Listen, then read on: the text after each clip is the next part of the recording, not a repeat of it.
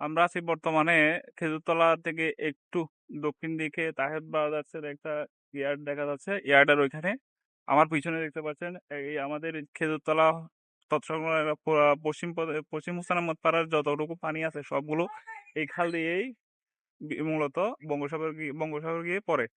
এখন এই খালের অবস্থা দেখলে বোঝা যাবে যে এতটাই ছোট যে আমাদের পুরো এলাকার পানিগুলা কভার করতে পারতেছে না। এই যে এই খালটা ছিল আগে প্রায় 20-25 ফিট মতো মোটা চওড়া ছিল, অনেক গভীরতা ছিল, কিন্তু সিডিএ এই রিং রোড করার পরে এই খালটা অত বড় করে খনন করা হয় নাই।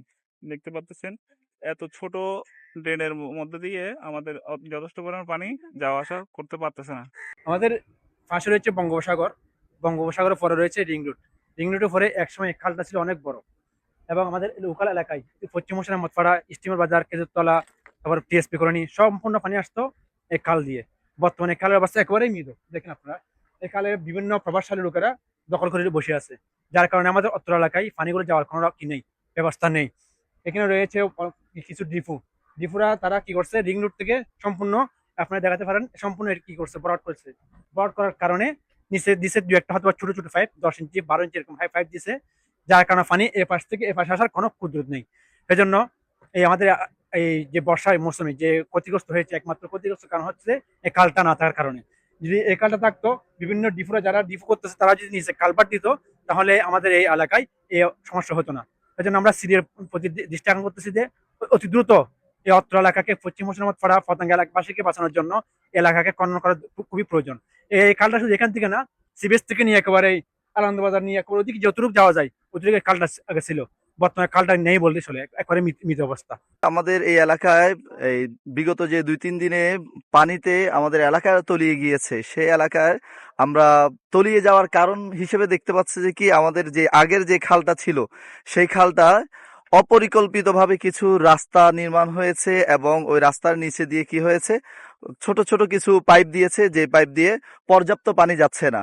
এবং দেখা যাচ্ছে যে কি, আমাদের এলাকা থেকে যে ড্রেনগুলো এসে খালে পড়ার কথা ছিল সেই ড্রেনগুলো মাঝে মাঝে বন্ধ হয়ে গিয়েছে বিভিন্ন অপরিকল্পিত ঘরবাড়ি এবং কারখানা অথবা কিছু নির্মাণের কারণেই।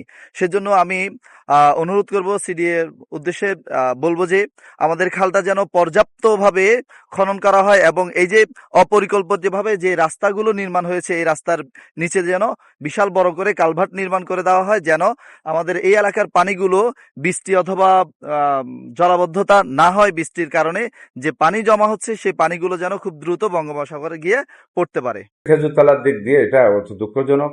এটা রিং রোড হওয়ার পর যেখানে আগে খালের চিহ্নটা ছিল সেটা এখন বর্তমানে নাই। এটা এখন কমপ্লিটলি ভরাট হয়ে গেছে। আমি আমাদের সিটি কর্পোরেশনের মাননীয় মেয়র মহোদয় সাজাদ ভাই এটা ওনার নজরে দিয়েছি, এবং খালের একজন স্পেশালিস্ট এটা এনেও এটা আমরা পরিদর্শন করিয়েছি। এটা খালটা পুনর্খনন করতে হবে নতুন করে। এটা যেহেতু আগের খালের ইয়ে নাই, এখন নতুন করে খাল করতে হবে। খাল করতে গেলে এটা কমপ্লিটলি নতুনই হবে, তো সেই জন্য একটু সময়ের ব্যাপার আছে। তো এই বর্ষা তো এখন আর হবে না, সামনের সিজনে আমরা আশা করি এই খেজুরতলার খালটা হয়ে যাবে ইনশাল্লাহ।